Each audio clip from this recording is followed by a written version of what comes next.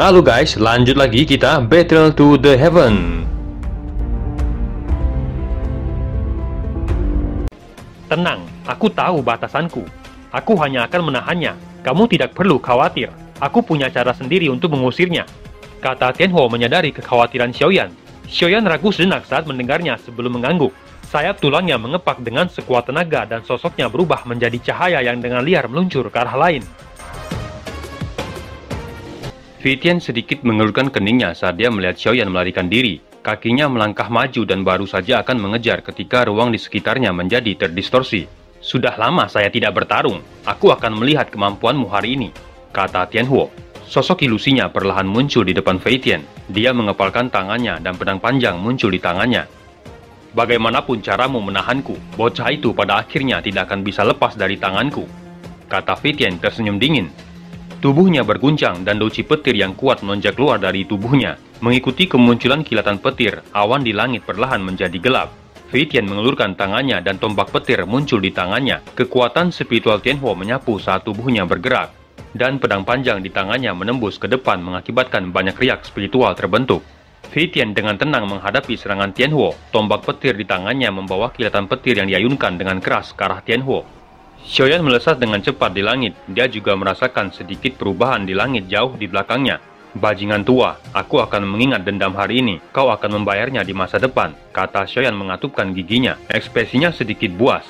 Orang tua itu sebenarnya mengincar api mantra di tubuhnya membuat niat membunuh melonjak di hatinya. Setelah melarikan diri beberapa waktu, ruang di depan Xiaoyan tiba-tiba menjadi terdistorsi saat Tianhuo muncul di depannya. Pada saat ini ekspresi Tianhuo menjadi sedikit serius, sosoknya juga tampak lebih pucat dari sebelumnya. Sepertinya dia telah mengalami pertarungan yang keras dengan Wei Tian sebelumnya. Ayo cepat pergi, kecepatan orang itu sangat menakutkan. Sepertinya dia akan menyusul dalam waktu singkat, kata Tianhuo mendesak dengan suara cemas. Xiaoyan mengangguk, dia baru saja akan bergerak ketika sebuah pikiran tiba-tiba melintas di hatinya. Ada yang tidak beres, aku merasa orang tua itu telah mengunci lokasi kita. Sepertinya aku memiliki sesuatu yang mengarahkannya ke lokasi kita. Tianhuo mengangguk. Tidak heran orang itu berani mengatakan bahwa Xiaoyan tidak akan bisa melarikan diri darinya. Xiaoyan melambaikan tangannya dan 4 gulungan berwarna perak muncul di tangannya sebelum melemparkannya dengan kasar ke 4 arah berbeda. Bajingan tua, aku ingin lihat bagaimana kamu akan mengejarku sekarang, kata Xiaoyan menyeringai. Ekspresi Wei Tian tiba-tiba berubah saat dia muncul. Dia menemukan bahwa jejak spiritual telah terpecah menjadi 4 arah berbeda. Tatapan Wei Tian menjadi suram saat dia menatap di kejauhan. Jika dia terus mengejar, kemungkinan keempat gulungan 3000 petir ilusi akan jatuh ke tangan orang lain. Jika dia membiarkan Xiaoyan melarikan diri, dia akan kesulitan menenangkan amarahnya. Selain itu, dia juga sangat tertarik dengan mantra api yang dapat menggabungkan api surgawi. Bocah, jika kamu berpikir bahwa kamu dapat mengusirku dengan cara itu, kamu telah meremehkanku. Segel di tangan Wei Tian tiba-tiba bergerak ketika kata-katanya terdengar. Ekspresinya tegas saat dia dengan dingin berteriak. Tubuh ilusi 3000 petir, muncullah. Kekuatan tak terlihat tiba-tiba melonjak dari tubuh Wei Tian setelah teriakannya terdengar. Fluktuasi energi aneh segera terjadi akhirnya menggumpal menjadi sosok tubuh ilusi yang mirip dengan dirinya dan memiliki kekuatan yang hampir serupa. Sayangnya, tubuh ilusi 3000 petir milikku belum mencapai penguasaan penuh. Jika tidak, dia akan kesulitan melarikan diri hidup-hidup, pikir Wei Tian. Wei Tian melihat tubuh ilusi di sampingnya dan memerintahkan, kamu akan pergi dan mengejar bocah itu. Kamu tidak perlu melawan mereka secara langsung. Yang perlu kamu lakukan hanyalah menundanya. Aku akan pergi dan mengejar gulungan-gulungan itu, kata Wei Tian. Tubuh ilusi Wei Tian nampak tersenyum tipis. Ekspresinya dipenuhi dengan kecerdasan yang nampak berbeda dari kekosongan yang dimiliki avatar lain. Tampaknya tubuh ilusi 3000 petir ini memiliki kedalaman tertentu.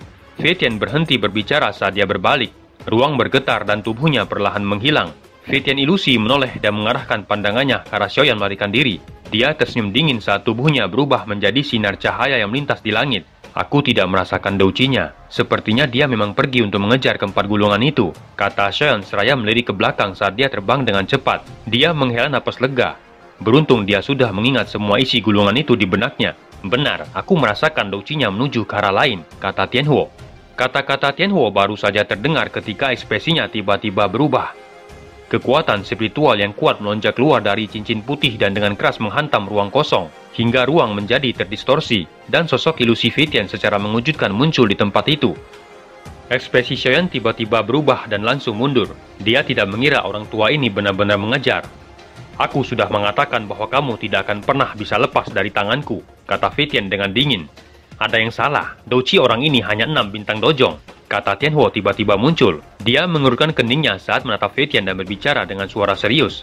Mata Xiaoyan menyusut, sebuah pikiran terlintas di benaknya. Ini adalah tubuh ilusi 3000 petir. Dia hanyalah tubuh ilusi Fei Tian. "Sepertinya kamu memiliki pemahaman yang cukup bagus," kata Fei Tian tersenyum dingin. "Bunuh dia, orang ini hanya menunda waktu." Fei Tian yang sebenarnya sedang mengejar gulungan itu. "Jangan sampai dia datang, atau kita akan kesulitan melarikan diri," kata Xiaoyan. Tianhuo di sampingnya segera bergegas ke arah Fei Tian mendengar itu.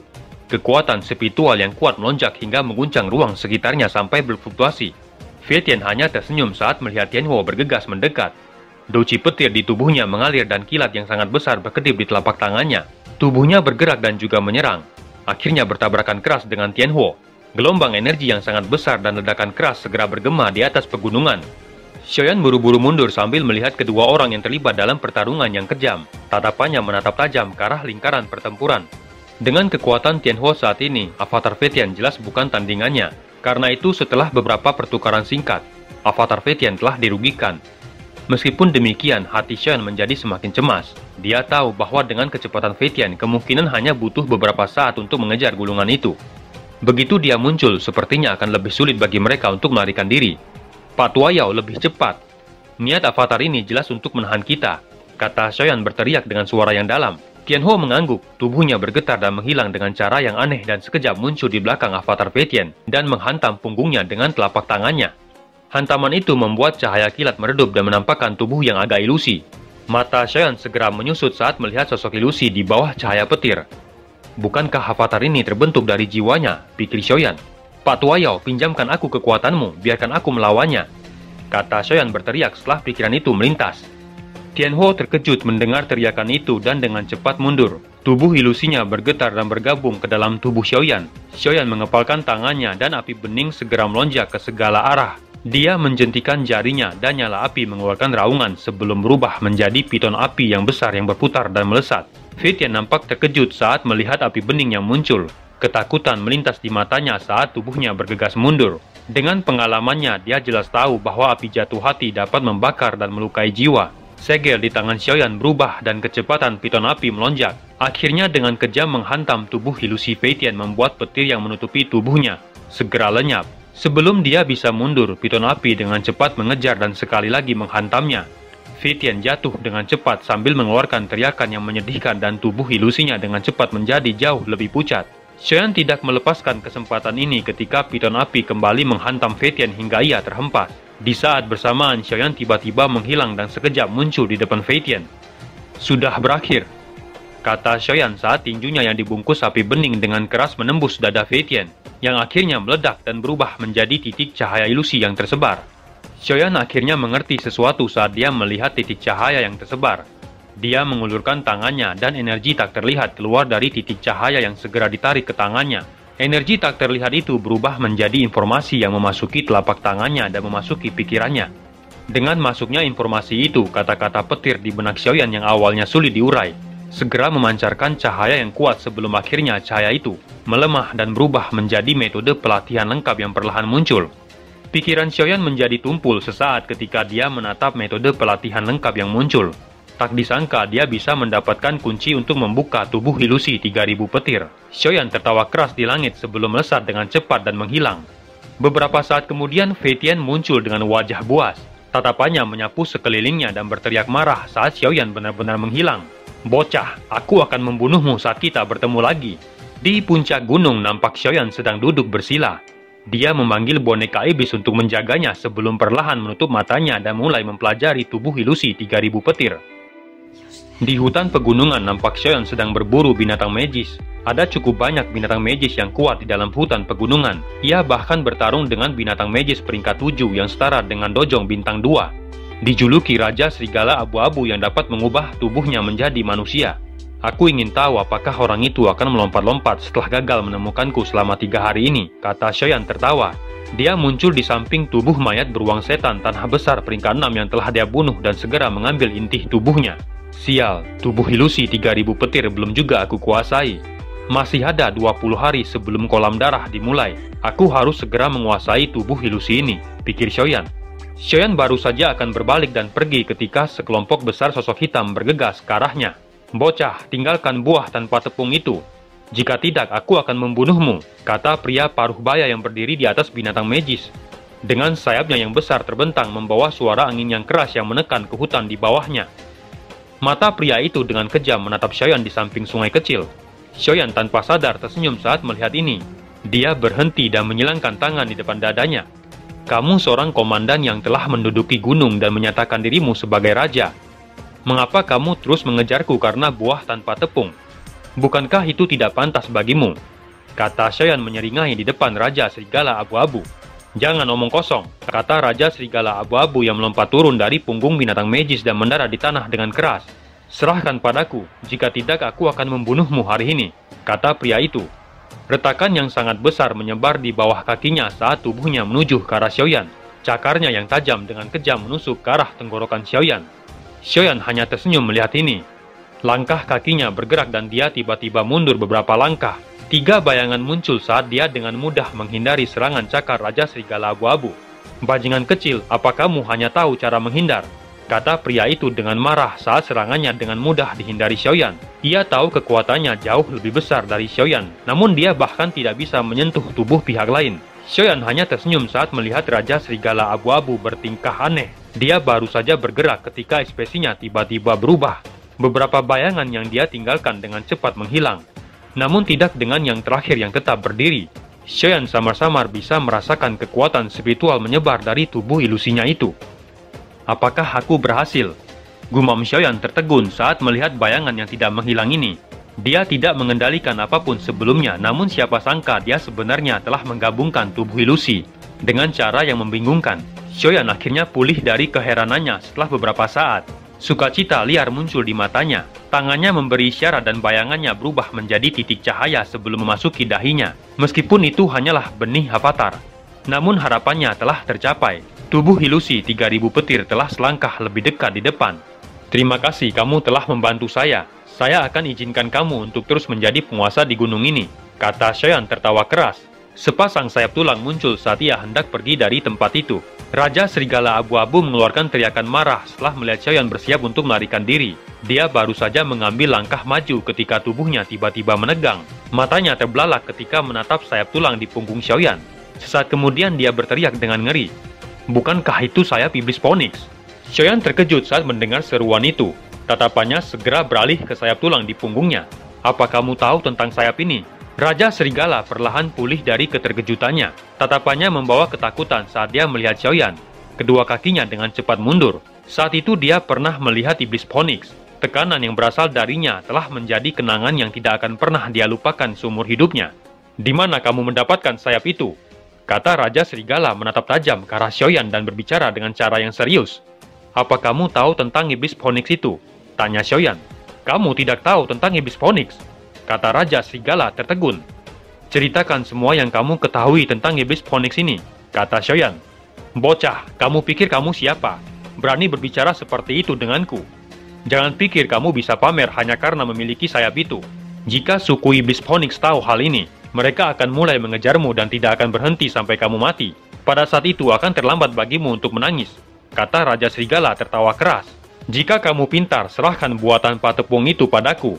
Jika tidak, aku akan menghancurkanmu hari ini, kata Raja Serigala dengan dingin. Kakinya menginjak tanah saat tubuhnya melesat dengan cepat dan muncul di atas kepala Xiaoyan, dengan tinjunya yang akan menghancurkan kepala Xiaoyan. Xiaoyan melambaikan tangannya dan sosok perak muncul di depannya. Tinju Raja Serigala dengan keras menghantam sosok perak. Namun ekspresinya sedikit berubah saat tinjunya mendarat. Dia hanya bisa merasakan lengannya seperti mati rasa. Sebelum dia bisa mundur dan menarik kembali, boneka iblis dengan liar menghantam dadanya hingga ia mundur beberapa langkah dan darah mengalir di sudut mulutnya. Kekuatan yang menakutkan. Apakah boneka itu berasal dari bocah ini? Pikir Raja Serigala yang mengangkat kepalanya karena terkejut. Matanya menyipit saat dia menatap Xiaoyan. Dia merasakan sedikit bahaya dari sosok manusia ini yang tidak bergerak sedikit pun. Kamu punya dua pilihan. Pertama adalah menjawab pertanyaanku atau aku membunuhmu, kata Xiaoyan. Hanya dengan dirimu sendiri. kata Raja Serigala tertawa mengejek. Dengan itu, kata Xiaoyan tersenyum seraya menunjuk ke arah Raja Serigala. Raja Serigala terkejut saat melihat boneka iblis meluncur. Dari pertukaran singkat tadi, dia jelas mengerti kekuatan menakutkan boneka iblis. Meskipun dia takut, kepuasan muncul di matanya saat dia menyerang ke depan dan bertabrakan keras dengan boneka iblis. Kedua tinju bertabrakan dengan keras menyebabkan gelombang udara yang menakutkan melonjak keluar dan menyebar ke sekitarnya. Tubuh boneka iblis sedikit bergetar dan mundur setengah langkah, sementara kaki Raja Serigala bergesekan dengan tanah, membentuk bekas jejak yang panjang sebelum dengan susah payah menstabilkan tubuhnya. Tubuhnya baru saja berhenti ketika boneka iblis kembali meluncur ke arahnya. Ekspresi Raja Serigala nampak berubah ketika melihat boneka iblis kembali menyerang. "Berhenti, aku mengaku kalah," kata Raja Serigala buru-buru berteriak. Boneka iblis berhenti setelah suaranya terdengar. Sepasang mata kosong menatapnya menyebabkan kulitnya terasa mati rasa. Xiaoyan tersenyum di langit dan perlahan mendarat di tanah. "Katakan padaku, aku ingin tahu semua informasi yang berhubungan dengan iblis Phoenix ini," kata Xiaoyan berhenti di samping boneka iblis. Raja Serigala mengusap jejak darah dari sudut mulutnya. Tatapannya masih menakutkan saat dia melirik boneka iblis sebelum berbicara dengan agak enggan. Iblis Phoenix sangat terkenal di dunia binatang magis. Reputasi mereka sama dengan menara pil di dataran tengah ini. Mereka benar-benar termasuk dalam level puncak. Selama para tetua dalam suku membantu mengaktifkan kesadarannya, setiap iblis Phoenix akan melompat ke peringkat 5 setelah dilahirkan dan memiliki kecerdasan yang sebanding dengan manusia. Sebagian besar iblis Phoenix dewasa berada di peringkat 7, bahkan beberapa mampu mencapai peringkat 8 yang menakutkan. Faksi seperti Menara Pil dan Sekte Jiwa bahkan sangat enggan menyinggung mereka, kata Raja Serigala tanpa sadar memandang Xiaoyan dengan sikap sombong saat berbicara. Meski Xiaoyan memiliki pengawal yang begitu kuat, namun kekuatan kecil ini bahkan tidak layak disebutkan di hadapan faksi Iblis Phoenix. Apakah ada faksi lain di dunia binatang magis yang bisa bersaing dengan Iblis Phoenix? Kata Xiaoyan mengabaikan tatapan sombong Raja Serigala saat dia mengingat Xian. Ada dua suku, keduanya dari zaman kuno. Salah satunya adalah Piton Tanah Dalam, sedangkan yang lainnya adalah naga kuno. Piton Tanah Dalam dan naga kuno. Dari mana Xian berasal dari dua binatang kuno itu? Gumam Xiaoyan. Piton Tanah Dalam memiliki populasi yang besar, tidak ada kekurangan makhluk yang kuat di antara mereka. Di sisi lain, naga kuno jauh lebih misterius. Saya juga tidak tahu banyak tentang suku ini. Dikabarkan bahwa naga kuno ini memperlakukan Iblis Phoenix sebagai makanan mereka, kata Raja Serigala agak aneh ketika dia berbicara. Ia jelas tahu kekuatan Iblis Phoenix sangat menakutkan, namun naga kuno benar-benar memakan mereka. Selain itu, naga kuno adalah binatang magis paling misterius di dunia binatang magis. Dikabarkan bahwa mereka dapat melakukan perjalanan melalui ruang kosong sesuka mereka, dan merupakan tunggangan yang sempurna untuk bepergian melalui ruang dan dimensi. Aku sudah memberitahumu semua yang ingin kamu ketahui, kata Raja Serigala terbatuk. Apakah Xian termasuk naga kuno ini? Beberapa kemampuannya berhubungan dengan ruang, gumam Xiaoyan di dalam hatinya. Xiaoyan mengangkat kepalanya dan melirik Raja Serigala sebelum menggerakkan tangannya dan melempar sesuatu. Ambil buah itu, anggap itu hadiahmu. Saya harap kamu akan merahasiakan masalah ini. Raja Serigala merasakan senang setelah menerima buah kemerahan dan menyimpannya sebelum berbicara. Kamu dapat yakin bahwa aku tidak akan memberitahu siapapun tentang masalah ini, karena kamu mengembalikan buah tanpa tepung ini. Aku akan mengingatkanmu bahwa akan lebih baik bagimu untuk tidak membiarkan Iblis Phoenix menemukan sayap tulangmu. Jika tidak, kamu akan dikejar oleh mereka sampai kamu tidak punya tempat untuk bersembunyi, kata Raja Serigala melompat ke punggung binatang magis dan melesat ke langit. Xiaoyan juga menghembuskan napas saat dia melihat Raja Serigala perlahan menghilang. Dia menoleh dan melihat sayap tulang di punggungnya dan tanpa sadar tersenyum pahit. Hal itu sepertinya akan menjadi banyak masalah. Di dalam hutan gelap, nampak Xiaoyan duduk bersila di samping api unggun. Pada saat ini, kedua matanya tertutup rapat dan dahinya memancarkan cahaya yang redup dan lemah. Keheningan ini berlanjut beberapa saat sebelum Xiaoyan tiba-tiba membuka matanya. Energi tak terlihat melonjak keluar dari dahinya sebelum akhirnya berubah menjadi sosok ilusi manusia yang mirip dengannya. Xiaoyan menoleh untuk melihat sosok ilusinya. Dia samar-samar bisa melihat cahaya yang dipancarkan dari nyala api melalui tubuhnya. Kekuatan avatarku ini hanya di kelas dueling, waktunya juga terlalu singkat.